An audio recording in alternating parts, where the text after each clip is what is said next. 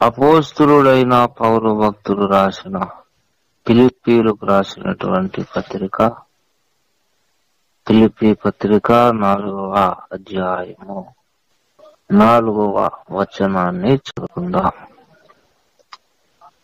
ఎల్లప్పుడూ ప్రభువునందు ఆనందించుడి, మరలా చెప్పుదును ఆనందించుడి. దేవుడు ఈ వాక్య భాగాన్ని మన వినికిడిని ఆస్వాదించుగాక.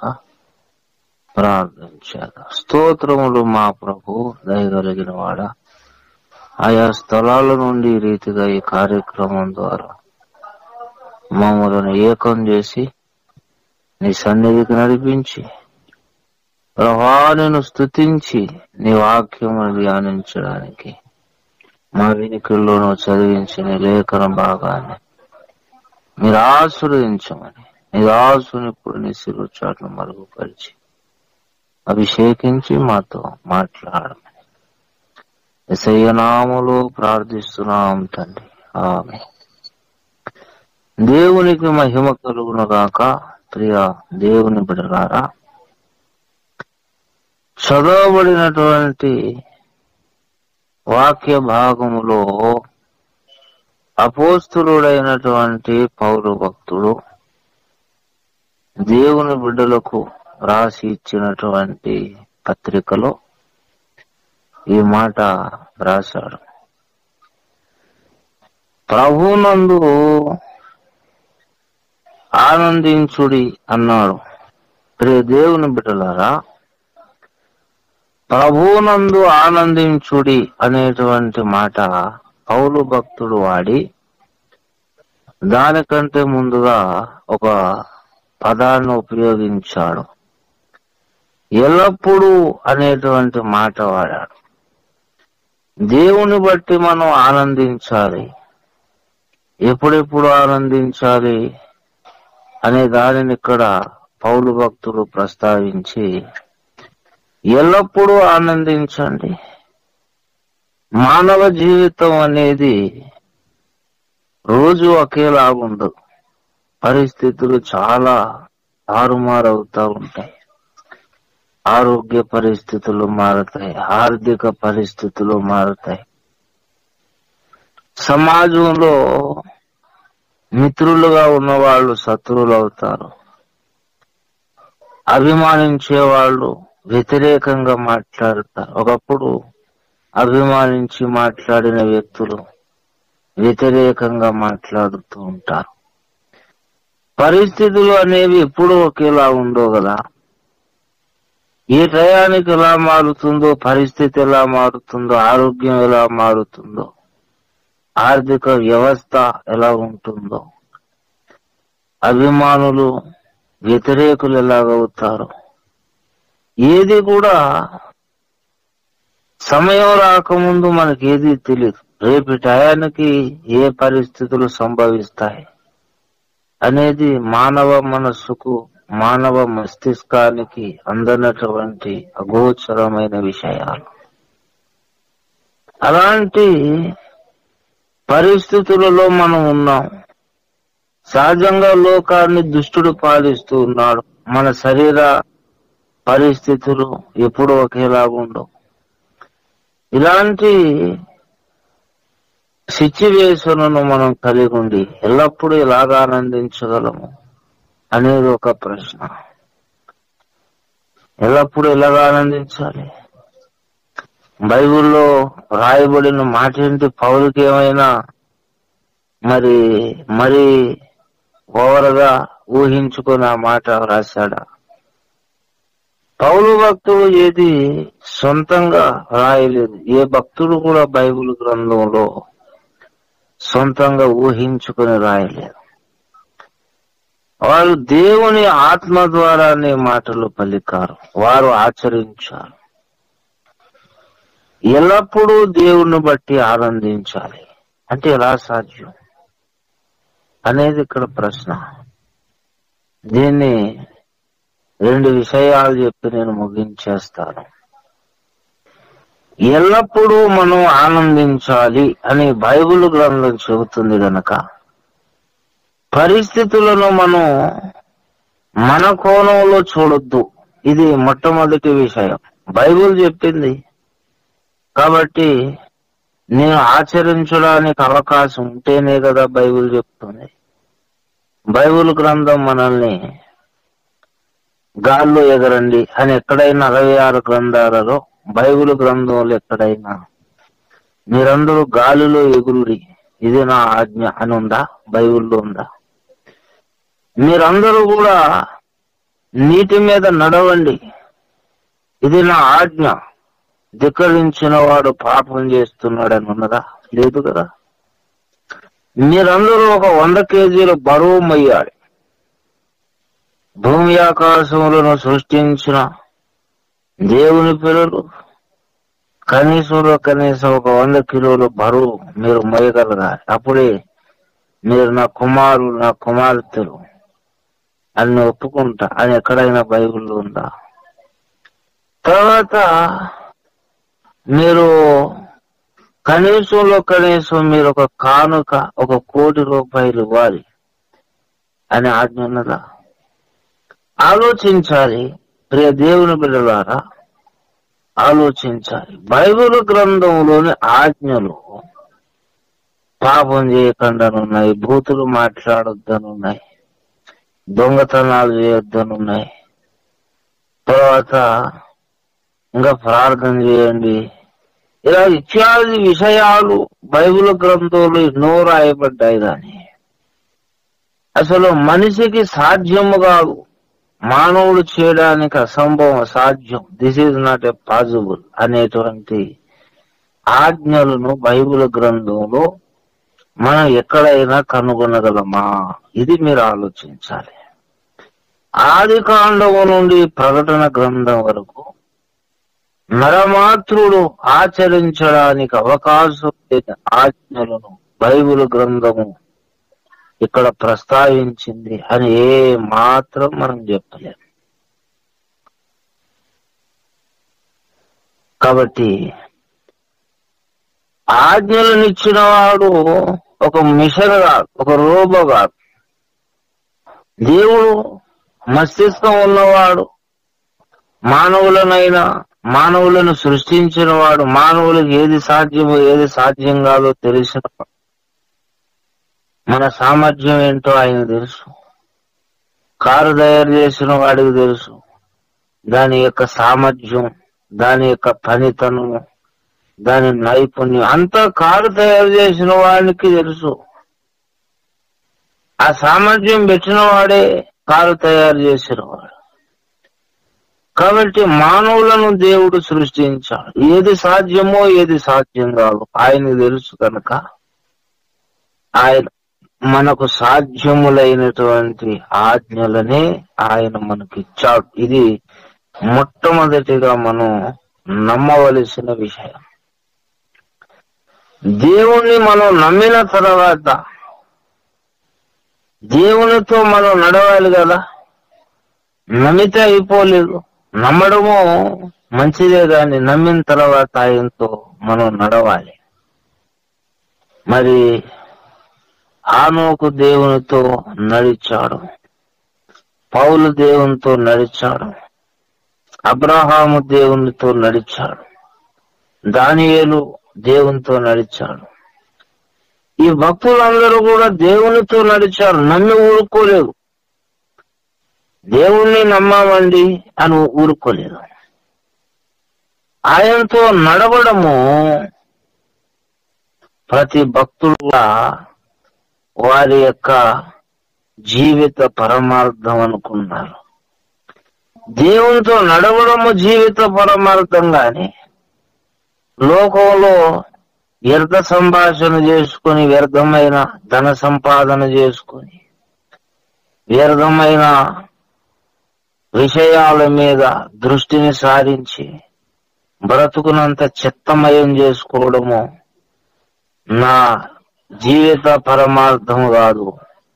జీవిత పరమార్థం ఏంటి అంటే ఆకాశములను భూమిని సృష్టించిన వాడిని నేను నమ్ముకున్నాను గనుక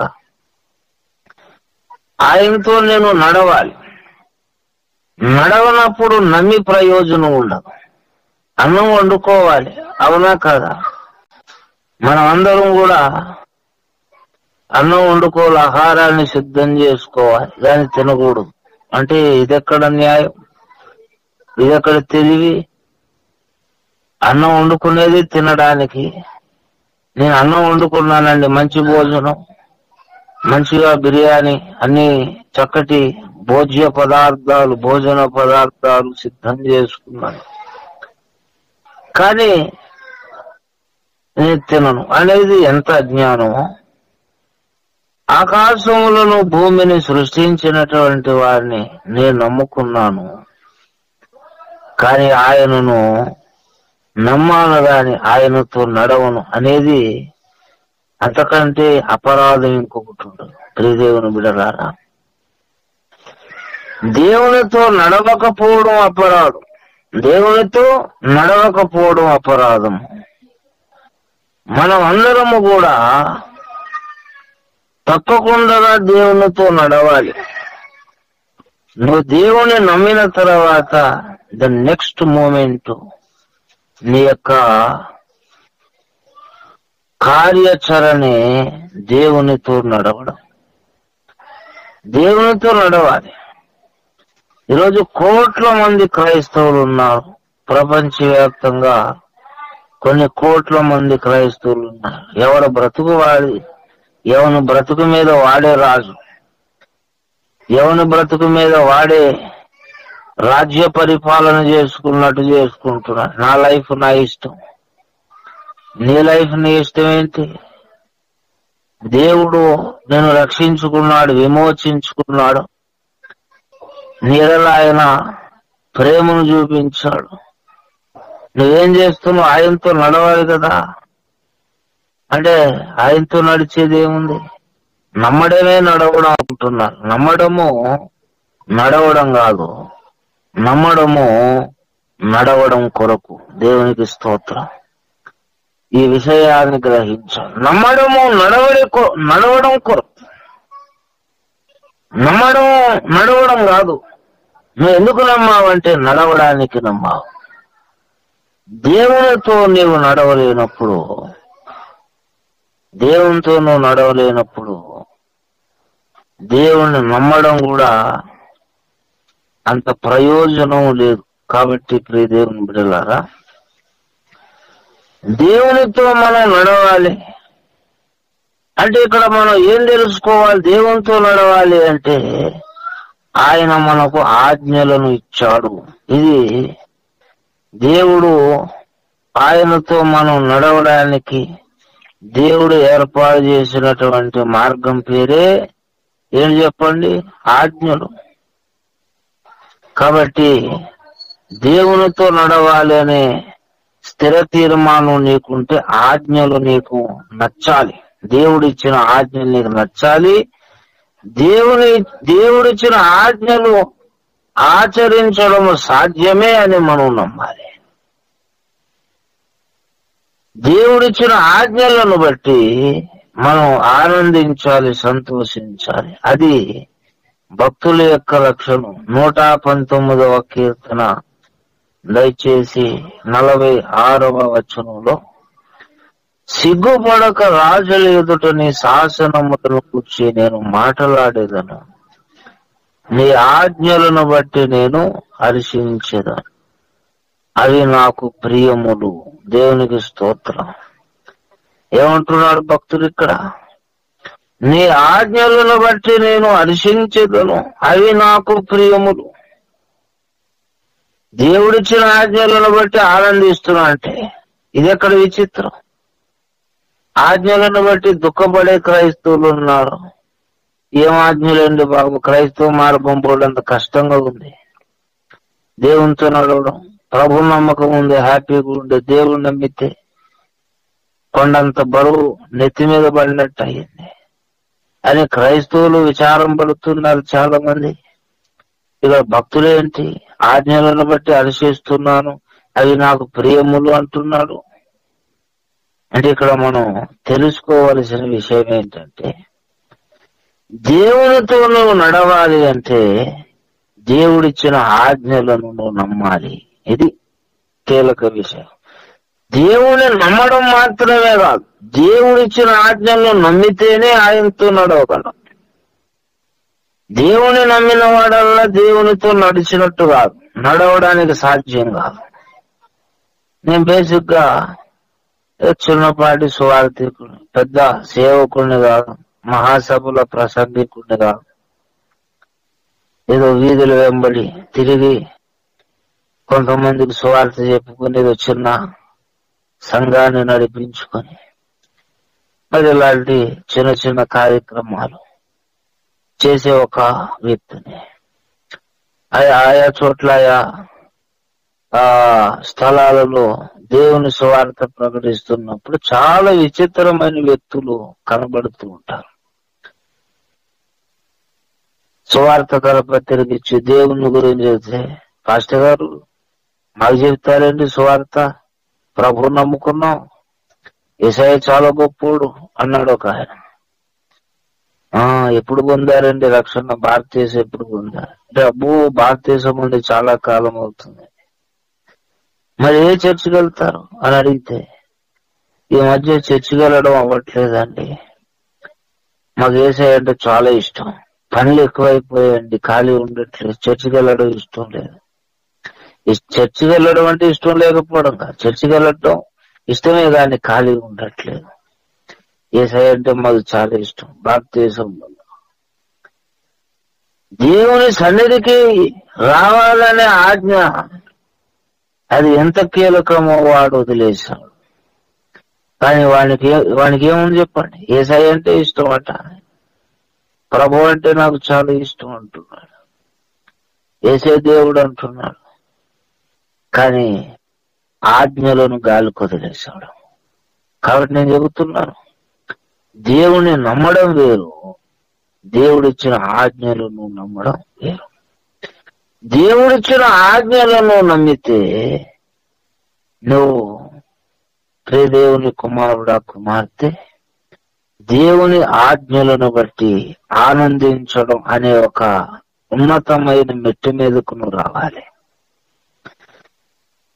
ఆజ్ఞలను బట్టి భక్తుడు ఎందుకు ఆనందించాడు అనంటే, ఈ ఆజ్ఞలలో నేను నడవడము తోడనే, నా దేవునితో నడవడము, ఆజ్ఞలను నమ్మి నడవడము, నా దేవునితో నేను నడవడం. దేవునితో నడవడం కంటే ఆనందం ఏముంది? అన్నిటికంటే మహిమకరమైన విషయం. దేవుడు ముందు నడుస్తున్నాడు, ఆయనతో నడుస్తున్నాను. లోకం ఎటో నడుస్తుంది, ఒక రాజకీయం అని, వ్యాపారం అని, ఉద్యోగం అని, పాపకార్యాలని, రకరకాల చెత్త చెదారము, భయంకరమైన అసహ్యకరమైన విషయాల గుండా లోకం నడుస్తుంది. దేవుడిచ్చిన ఆజ్ఞలను పట్టుకుని నడుస్తున్నా, దేవునితో నడుస్తున్నా, ఇంతకంటే ఆనందమే ఉంది. కాబట్టి ఆజ్ఞలను పట్టుకుని నడవడము సాక్షాత్తు నా దేవునితో నడవడం అని నువ్వు నమ్మాలి.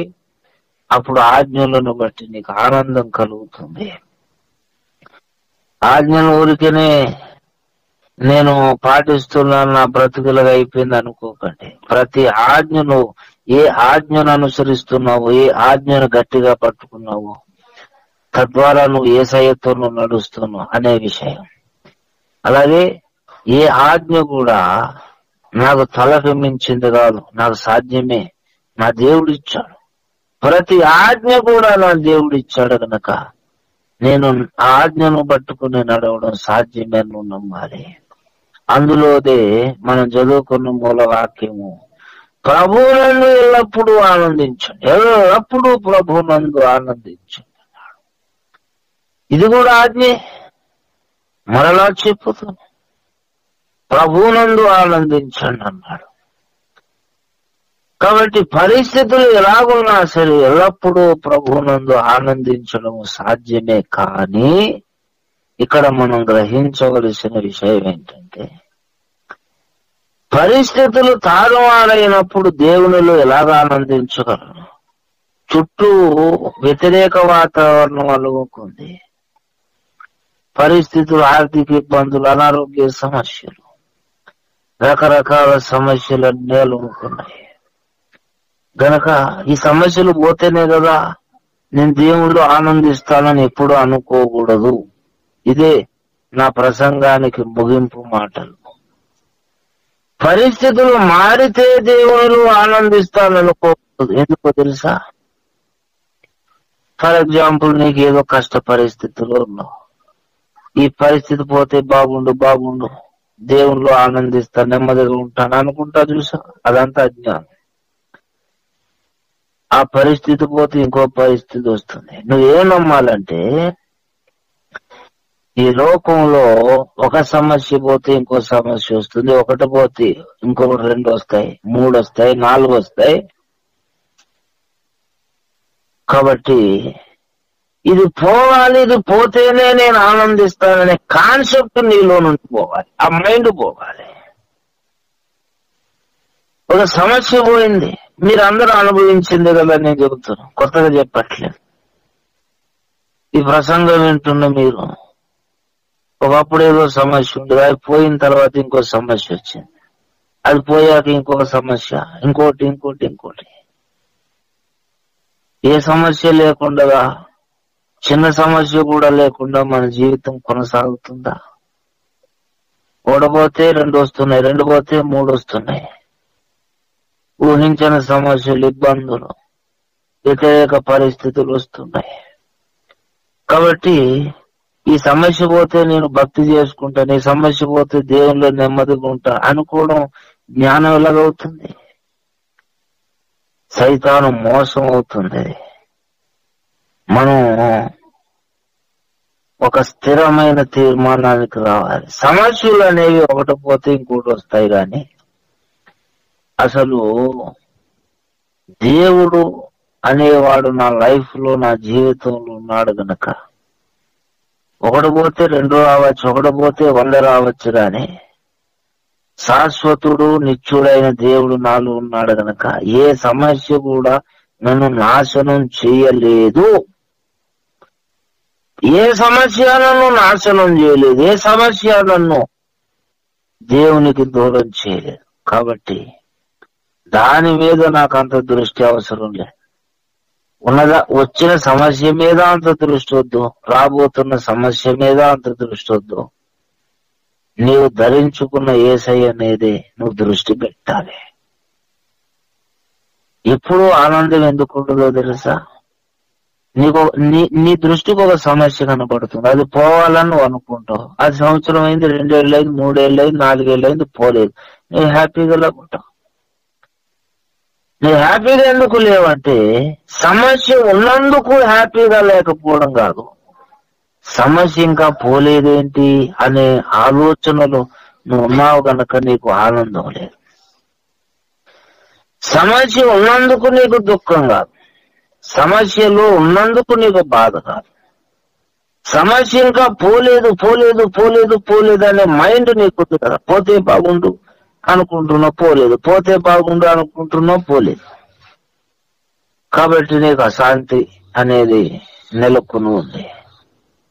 దేవుని బిడ్డలు ఒక మైండ్ సెట్ అలవరుచుకోవాలి. ఈ సమస్య పోతే బాగుండు అనుకున్నాను, ఇంకో సమస్య వస్తే మరి అది పోతే ఇంకోటి వస్తే, కాబట్టి ఏది వస్తుందో ఏది పోతుందో, ఉన్నదైనా రాబోయేదైనా అదంతా నాకు అనవసరం, అప్రస్తుతం అనుకుని దేవుని బిడ్డలారా, మనలో ఉన్న యేసయ్య మీద దృష్టి పెట్టాలి. సమస్యలు అనేవి వస్తాయి, పోతాయి. ఈ సమస్య పోతే బాగుండు అనుకుంటే ఇంకోటి వస్తుంది, అది కూడా పోతే బాగుండు అనుకుంటే ఇంకోటి వస్తుంది. గనక ఈ లోకంలో ఉన్నంత వరకు కూడా ఏదో సమస్య వస్తుంది గనక, సమస్య లేని జీవితం అనేది ఉండదు గనక దాని మీద దృష్టి పెట్టి దేవునిలో ఆనందించలేకపోవడం అజ్ఞానం గనక ఏ సమస్య అయినా ఉండని గాని అది నాకు చెందింది కాదనుకొని ప్రభువును మనం తలంచుకొని దేవుని మీద దృష్టి పెట్టుకొని ఆయన ఇచ్చిన వాగ్దానాలు, ఆయన చేసిన మన కొరకు చేసిన త్యాగాలను, మన కొరకు నిర్మాణం చేస్తున్న మహిమ నివాసములను మనం తలంచుకోవాలి. దేవుని బిడ్డలారా, దేవుణ్ణి ఎరగిన వారు అనుకుంటారు ఏ సమస్య లేకపోతే బాగుండు, హ్యాపీగా ఉంటాం అనుకుంటారు. దేవుని ఎరిగి కూడా మనం అదే అనుకుంటే ఏంటి? ఏ సమస్య లేకపోతే బాగుండడం కాదు, సమస్యలు ఎన్నున్నా సరే ఆ అన్ని సమస్యలలో కూడా దాని మీద మనకు దృష్టి లేకపోతే మనం బాగుంటాం, ఆనందంగా ఉంటాం, సంతోషంగా ఉంటాం.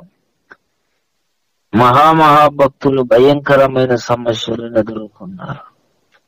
ఆ సమస్యలోనే భక్తులు దేవుని బట్టి ఆనందించగలిగారు. కారణం ఏంటంటే సమస్యల మీద దృష్టి ఉండకూడదు.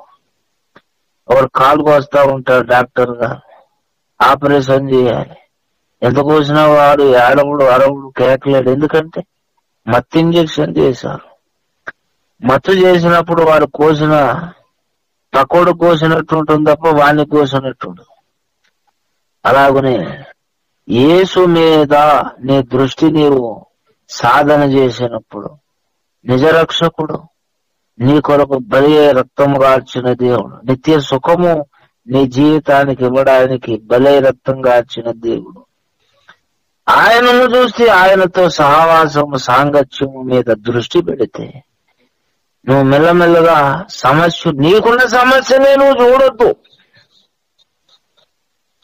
నీకున్న సమస్యను నువ్వు చూడడం మానే కొలది నీకున్న సమస్యకు నీ మీద బలం తగ్గిపోతుంది.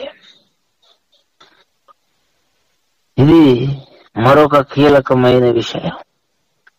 నీ సమస్య నువ్వు చూస్తా ఉంటే దానికి నీ మీద బలం ఎక్కువై నేను ఇంకా గట్టిగా నొక్కుతుంది, నీ పీకు నొక్కుతుంది.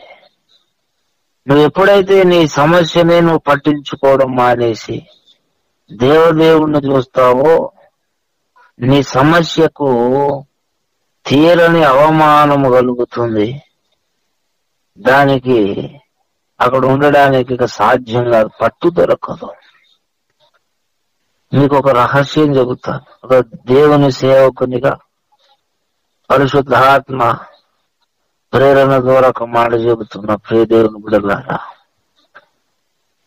నీ సమస్యకు నీ మీద ఎప్పటిదాకా అధికారం ఉంటుంది అంటే దాని మీద నీవు దృష్టి నిలిపినంత కాలము దానికి నీ మీద అధికారం ఉంటుంది. దాని ఊరిక నువ్వు చూస్తా ఉంటే నీ మీద అది అధికారం అయిపోతుంది. నిన్ను త్రొక్కి చాలా భయంకరంగా హింసిస్తుంది. విశ్వాసులు సమస్యను చూడొద్దు, ప్రభువును మనం చూద్దాం. మెల్లమెల్లగా సమస్యకు నీ మీద పట్టుపోతుంది. ఒక నాచుబట్టిన బండ మీద నడవండి అంటే ఎవడు నడవగలడు? నువ్వు నాచుబట్టిన బండలా తయారవ్వాలంటే సమస్యను చూడడం మానేయాలి. మన ఇంటికి ఎవడో వచ్చాడో మనతో మాట్లాడదాం, మనతో సమయం గడుపుదామని ఎవడో వచ్చాడు. వచ్చినోడు మనకి ఇష్టం లేదు అనుకోండి, వచ్చినోడు మనకి ఇష్టం లేదు అయితే వచ్చి కూర్చోండి, టీ తాగండి అని టీ ఇచ్చి, తర్వాత టిఫిన్ చేస్తారా అని టిఫిన్ ఇచ్చి, ఏంటంటే కులాశాన అంతా బాగున్నారా, ఇంట్లో ఎలా ఉంది, ఒంట్లో ఎలా ఉంది అన్ని అడుగుతా ఉంటే వచ్చినోడు మనకి ఇష్టం లేదు. కానీ ఆ వాడి మీద దృష్టి పెట్టి వాడు ఏం తింటాడు, ఏం కావాలి, వాడి అవసరం ఏంటి అన్ని కనుక్కుంటే వాడెక్కడ పోతాడు? వచ్చినోడు దుర్మార్గుడు, మంచోడు కాదు. వాడిని మనం పట్టించుకోకుండా మనం అవాయిడ్ చేయగలిగితే కొద్దిసేపే వాడు ఉండగలడు, తర్వాత వాడు వెళ్ళిపోతాడు. అలాగే సమస్య అనే ఒక దుర్మార్గుడు వచ్చాడు నీ లైఫ్ లోనికి. సమస్య అనే ఒక దుర్మార్గుడు వచ్చాడు. వచ్చావురా నువ్వు అని వాడిని అలా చూస్తూ ఉంటే వాడు ఎప్పటికీ పోడు. ఎందుకంటే అసలు వాడిని చూడడము కొరకే వాడు వచ్చాడు. ఎందుకో తెలుసా ప్రియ దేవుని బిడ్డలారా, అసలు సంగతి ఏంటంటే దేవుణ్ణి మనం చూడకుండా ఆ సమస్యని పనికి మాలిన వాడిని మనం చూడాలనే వాడు వచ్చాడు. వాడిని మనం చూస్తున్నంత కాలం వాడు మనల్ని విడిచిపోడు. గనక మనకు తెలివి ఉండాలి, జ్ఞానం ఉండాలి. నా దేవుని చూడకుండా నిన్నే చూడాలని, నీ మీదే నేను దృష్టి పెట్టాలని వచ్చిన ఓ పనికి మాలిన శ్రమ అస్సలు నేను పట్టించుకో. నేను చూడను, నా దేవుణ్ణి నేను చూస్తాను అనుకుని మనం ప్రియదేవుని బిడ్డలారా దేవదేవుణ్ణి మనం చూడగలిగితే సమస్యను కష్టం అవుతుంది. ప్రారంభంలో అంత ఈజీ కాదు. ఇప్పుడు నేను చెప్పిన ప్రసంగం అంత ఈజీ కాదు. సమస్య నీలో ఉన్నది, దాన్ని చూడొద్దు. దేవుని సామర్థ్యాన్ని చూస్తా, దేవుని చూస్తాను అని అనుకోవడం కష్టమే గాని అదే క్రైస్తవ మార్గం. అసలు నన్ను చూడనే వాడు వచ్చాడు. కానీ మనం చూడకుండా ఎప్పుడైతే మనం ప్రభువును మాత్రమే చూస్తామో వానికి భయంకరమైనటువంటి వాటమి, సమస్య అనే దెయ్యానికి, సమస్య అనే పనికి మాలిన వానికి భయంకరమైన వాటముకు గురవుతాడు. నువ్వు సమస్యను చూసినంతసేపు కూడా సమస్యను గెలవలేము. ఒక మాట చెప్తున్నాను, సమస్యలను మనం గెలవలేము. సమస్యలను చూడకపోవడమే మనము సమస్యను గెలవడం. సమస్యతో నువ్వు పోరాడి నువ్వేం చేయలేవు. దాన్ని చూసి దాంతో పోరాడేది ఏముండదు. దాన్ని చూడకుండా పట్టించుకోకుండా నీకు ఇచ్చిన రక్షణను, నీ కొరకు దేవుడు సిద్ధం చేసిన రాజ్యాన్ని, దేవుణ్ణి చూస్తూ ఉంటే తప్పకుండా సకల విధములైన సమస్యలకు నీ మీద ఉన్న పట్టుబోతుంది. అసలు అబ్రహాము భయంకరమైన శ్రమల గుండానే నడిచాడు, గాని అబ్రహాము సమస్యలను చూడలేదు. ప్రియ దేవుని బిడ్డలారా, భక్తులందరికీ ఇదే అలవాటు. హెబ్రీ పత్రిక 11వ అధ్యాయము 10వ వచనం, ఏలైనగా దేవుడు దేనికి శిల్పియు నిర్మాణకుడునై ఉన్నాడు, పునాదులు గల ఆ పట్టణము కొరకు అబ్రహాము ఎదురు చూచుచూ ఉండెను. అబ్రహాము చేసేది ఏంటంటే దేవుణ్ణి చూస్తున్నాడు.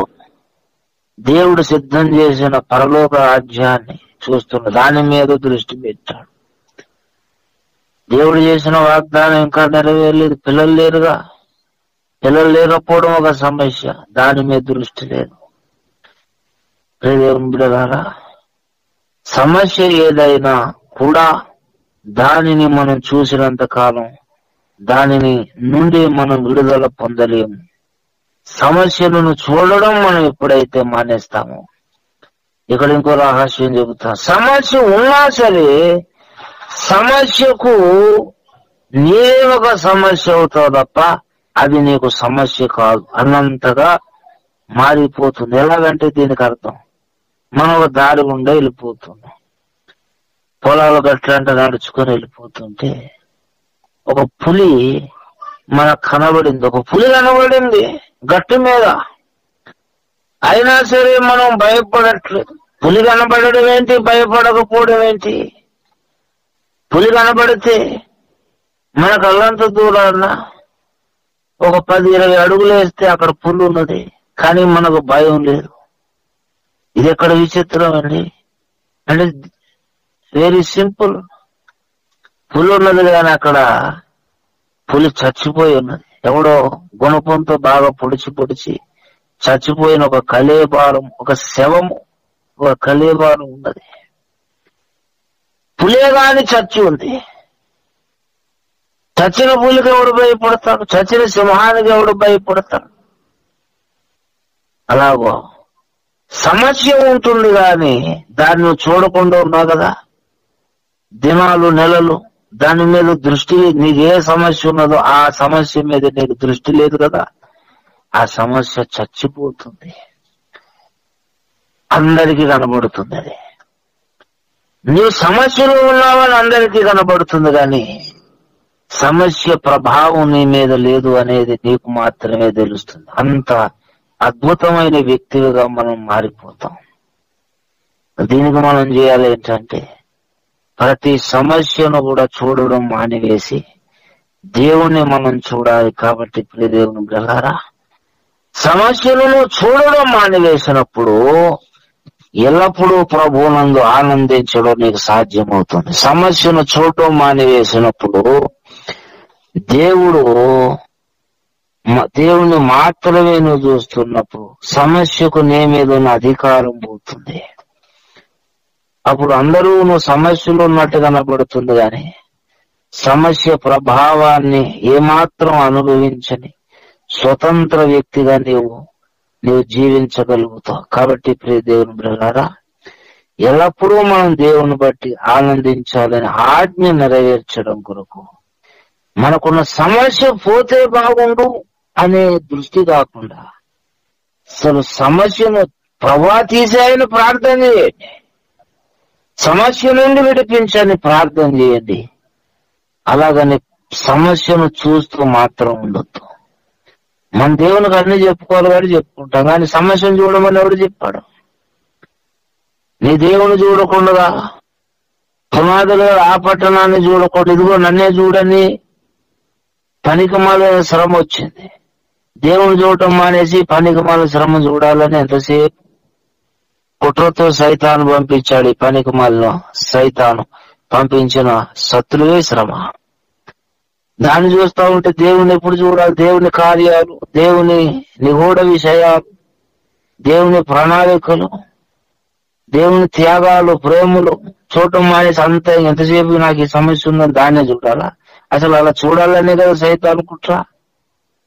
దానికి ఇది నాకొద్దు, ఏ సమస్య నన్ను నాశనం చేయలేదు, కానీ ఉంటే ముందు పోతే పో, యేసునామములో పో అనే నీకు చెబుతాను, కానీ ఉన్నందుకు నేను చూడను అని ప్రభువును మనం చూస్తా ఉంటే సమస్యకు బలం తగ్గిపోతుంది, ఆఖరికి చచ్చిపోతుంది. మనం ఒక దేవునికి ఒక అద్భుతమైనటువంటి సాధనాలుగా దేవుడు వాడుకోవడానికి అనువైన సాధనాలుగా వీళ్ళే మారుతారు. సమస్యను చూసేవాడు దేవునికి సాధనంగా, సమస్య ఉన్నా సరే దాన్ని చూడకుండా దేవుని చూసేవాడే దేవునికి సాధనంగా మారుతాడు, వాడుకునే పాత్ర కాగలడు. దేవుడు వాడుకుంటేనే కదా బహుమానం. నేను అందరూ న్యాయపీఠం ముందు నిలబడతాం, పౌరులు నిలబడతారు, భక్తులు నిలబడతారు. ఈ లోకంలో దేవుని పని చేయకుండా మనం నిలబడితే పౌలు, ఏలియా, అబ్రహాం ఉన్నత బహుమానాలు పొందుకుంటే మరి నీకు ఏ బహుమానం లేదా? పని చేసింది లేదు, ఏ పని చేయకుండానే కాలం గడిపేశాను అని దేవుడు అంటే బహుమానం లేకపోతే ఎలా? దేవుడు వాడుకుంటేనే భూమి మీద దేవుడు ఎవరిని వాడుకుంటాడో న్యాయపీఠం ముందు వాళ్ళకు బహుమానం ఇస్తాడు. మరి వాడుకోవాలంటే దేవునికి అనువైన సాధనాలుగా మనం మారాలి కదా.